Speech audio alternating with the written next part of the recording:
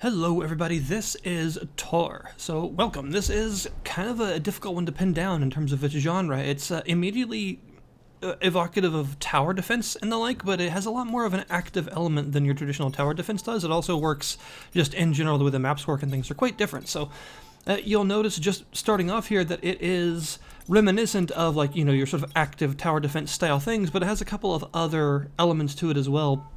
Mainly the fact that you actually have a cannon that you control throughout the entire thing. So rather than mazing and the like, that's kind of traditional to a tower defense, you actually start in the middle of every map, and different types of waves, depending on the sort of mission that you've chosen, will come in different directions, and you have to sort of defend the center rather than a specific area of the map. And instead of creating mazes and towers, you actually play as the cannon giant weapon thing in the middle that has 8 different weapons that you can access and a bunch of different abilities as well that you can unlock throughout the campaign that are used to just sort of stop things from taking over the area. And rather than protecting a specific point, like a portal or something like that, you actually are just protecting yourself. There isn't a traditional tower defense stop them from getting here kind of thing. Instead, you actually have just a normal health gauge, and you just try to stop them from getting to you and destroying all of your surrounding towers and yourself.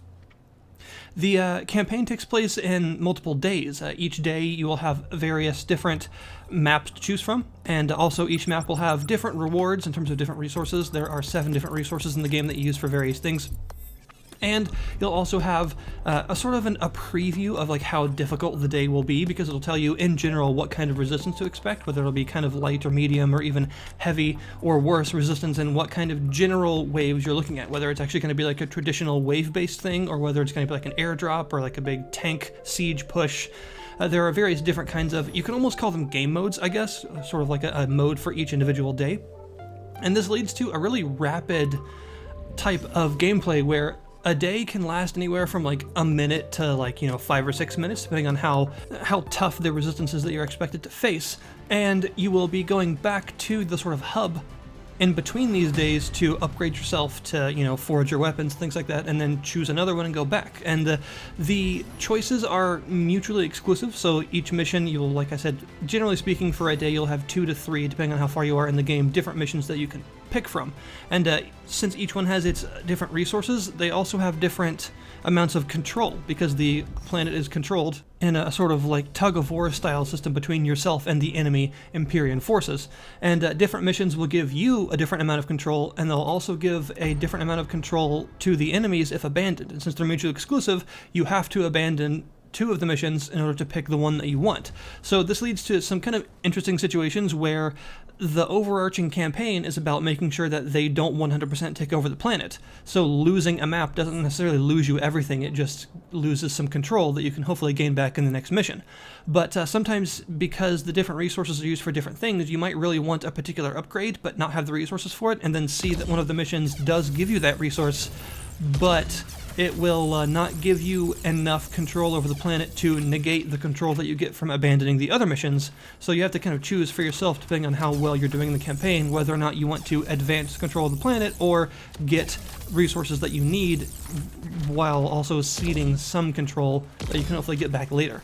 So I kind of like that idea. I'm always just in general a fan of mutually exclusive choices in games. I think it's a fun system to be able to have to choose, between certain things and actually have some consequence for your choices. It's nice, even if in this case the consequence is more about trying to fix it the next day than it is like a major story change or anything, but it's still a nice idea.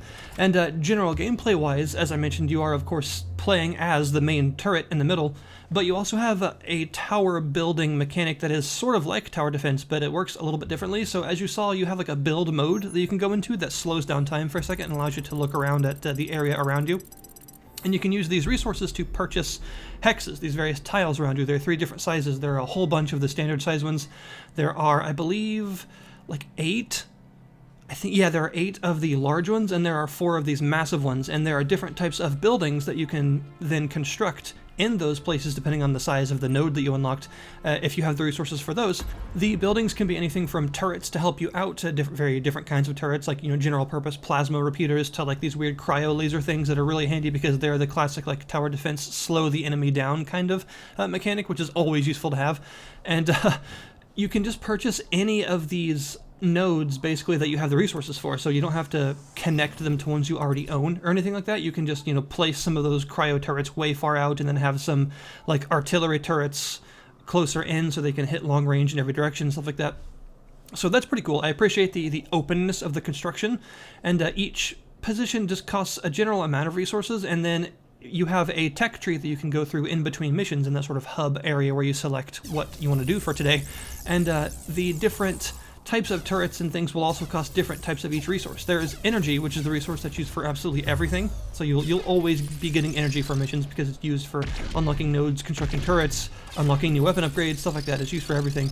And then there are 3 different kinds of crystal and 3 different kinds of energy core, and those are each used for different things. So the crystals tend to be used for weapons and weapon upgrades for yourself, and the energy cores tend to be used for actual turrets and building upgrades. And the tech tree consists of 2 big sections, or really 3 big sections. One that is for actual turrets, one that's for buildings that do different things, and then one that's for weapons for your cannon itself. And you can go throughout them. Each node will have an unlock just for the node itself to give you whatever it does, as well as different upgrades off to the side that you can select to make that thing better if you want to invest in that further or just move past it to something else. And there are even active upgrades for your cannon itself. There are actual skills, like the ability to deploy like a time-slowing pulse, the ability to launch a flare up in the air over a certain area that you can target in real time so that anything below the flare will take a bunch of extra range damage, so you can use it to like sort of bombard a heavy incoming wave from far away with extra damage to destroy it faster. This means that overall, the variety in terms of what you can do is actually pretty impressive. There are lots of different buildings, there are lots of abilities, there are, like I mentioned, like 8 weapons, 4 primary and 4 secondary that you can equip in any order that you want, and you can switch the order of what you have equipped in your weapon and ability slots at any time during a mission, so you're not stuck with one weapon when you deploy. You can switch between them. And in fact, sometimes you'll need to, because different waves, especially later on, can be composed of very different types of enemies that different weapons may be good against. So if you're going against like a heavy shielded tank force, you may want some like long-range, heavy-hitting weapons, but then the next wave may have a bunch of aerial enemies, so you may want some like lock-on anti-air missiles. And if you have all those unlocked, you can switch between them at will, which is really useful, and does make the days feel overall a bit more strategic, and just in general allow you to have a lot of choice in terms of how you actually want to conquer the individual waves.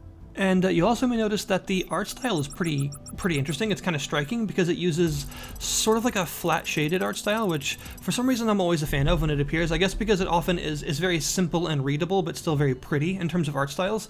And this does use it quite well. The enemies are made of very nice like primary shapes and things, and so are your turrets and your various weapons and things. They all have they share that sort of simple but nice looking characteristic of like flat shading, simple shapes and things like that. It's nice, and of course there's also a lot of glow, which gives the weapons and particle effects, explosions and everything a really nice sense of satisfaction and a good amount of weight to them, because things like the huge plasma mortar and the big the miniguns and stuff, they all have a lot of glow and really nice explosive force to them. They'll like send enemies flying, and you have like a giant shotgun that you can use that can like knock stuff out of the air, like a sort of flat cannon, or that you can use to like spray the ground near you, and it'll actually like force enemies back and like ragdoll them and stuff.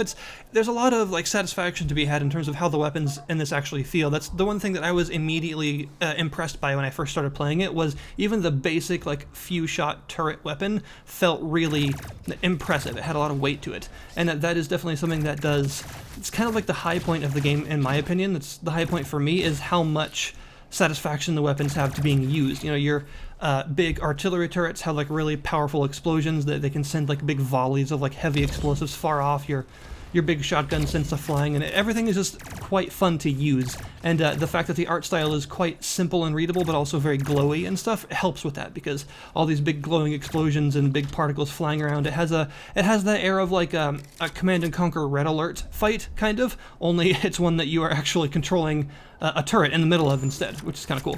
I also mentioned some non-turret buildings, and those include things that deploy various kinds of drones. They're like these defensive drones that are just basically like shielded orbs that like to roam around and sort of phalanx the enemy and delay them so that your other turrets can help to take care of them. You've also got some like ranged attacking like crossbow sort of drones, and when you unlock those, you actually get a really cool ability that allows you to call forth like a volley from them in an area, so you can like long range crossbow volley an incoming wave of enemies, which is really neat. And there are some other types of larger buildings as well, like huge turrets that you can deploy at the periphery of your overall turret like menagerie, and also some things like shielding units and stuff like that that just produce like a big dome shield, and also your more like traditional tower defense kind of like enhancing turrets and things like that that help to just make everything more powerful. And I really like the way that they went with that, because the overall like combination of like active elements in the sort of tower defense like base means that they went a very different direction than what you may have expected, because a lot of the sort of standard tower defense enhancing towers and things are given a different sort of active makeover in this case, with your abilities and stuff serving that purpose instead, which is pretty cool because it shows a really good adherence to the theme of it being a much more active game than a traditional tower defense. So a lot of the kind of familiar things that you may expect from a tower defense are here, but they're in a different form that gives you a lot more of a direct way to influence the battlefield and stuff, which is always appreciated when a game that has kind of an odd theme like this very much sticks to it and makes everything adhere to it, because it really pulls the whole thing together and gives it a really cohesive theme. And that's really it for the most part. That is how the game works. It is a series of days just of increasing difficulty and various different types of enemies that will test your ability to plan ahead and try and keep control of this planet, basically. It's an interesting concept. I'm always a fan of like active tower defense and just in general like tower defense themes in other genres, because I always like how, just like to see how else it can be done. I will say though that one of the larger areas that could use some work on it is the enemy variety. There's not a huge amount of enemy variety, and I do feel that when it comes to tower defense of any kind, whether it's actually just something like this that is influenced by tower defense or whether it is actually like a full-on tower defense, I think that enemy variety is very important, because half of the variety is going to be what you have to actually fight against them with, and the other half is going to be what you're actually fighting against in each level. And in this case, the enemy variety is pretty slim. There's not a huge amount of them. I feel that there is enough to keep the days interesting, and the fact that there are like aerial versus land-based enemies of various kinds, and you can actually just press shift to switch between aerial and ground combat, which is cool, does mean that the combination of the enemies, as you would hope for any sort of tower defense-like game, where, you know, the real difficulty comes with combining the waves in unexpected ways, it still does have that. Even though the enemies are a bit more limited in terms of how many there are still at least a good enough number of different kinds of them to combine in interesting ways. So that's probably my main gripe with it, honestly, is just the fact that the enemy variety is a little bit low. Also, there is a system of forging your weapons that's a little bit wonky. Anytime in the hub, you can spend some of your resources to reforge one of your 8 weapons, or any of them that you have unlocked, and the resources go up with each forge, but the forge is semi-random. It can make the weapon absolutely awful, or it can enhance its stats a lot, and every time you forge it, the overall, like, you know, how much it can be enhanced actually goes up. So the weapon will get better over time, but you can still get a really bad roll and make the damage of the weapon a lot worse. And you may have to forge it several times before you actually get like a really good roll and make the damage a lot better. It's kind of a weird, almost mobile game-like system that I'm not really sure what the point of it is, to be honest, because it feels like, you know, if I'm ignoring it, am I actually doing myself a disservice? Do I need to be forging my weapons, or should I really just be saving my resources for building stuff or researching stuff? Like, is this a necessary mechanic or not? It just feels kind of out of place, I think. But other than that, I do think that it's a really solid game. Also, extra impressive that it's another one of those one-man indie teams, which I always have a huge amount of respect for, because that's seriously impressive stuff. To be able to create all of this on your own is really cool. And I would recommend it if you're a fan of tower defense, or, well, anything like tower defense, because we actually don't have a whole lot of like commercial TD games and TD-like games. You know, like Defense Grid, in my opinion, is still one of like the prime sort of gold standards of commercial tower defense. So seeing other devs actually take some influence from that genre and do it in a different way on their own is always cool. So that is Taur. The link is, as always, in the description below this video. You can go and check it out yourself. It's a pretty good time. Thank you guys very much for watching, and I'll see you next time.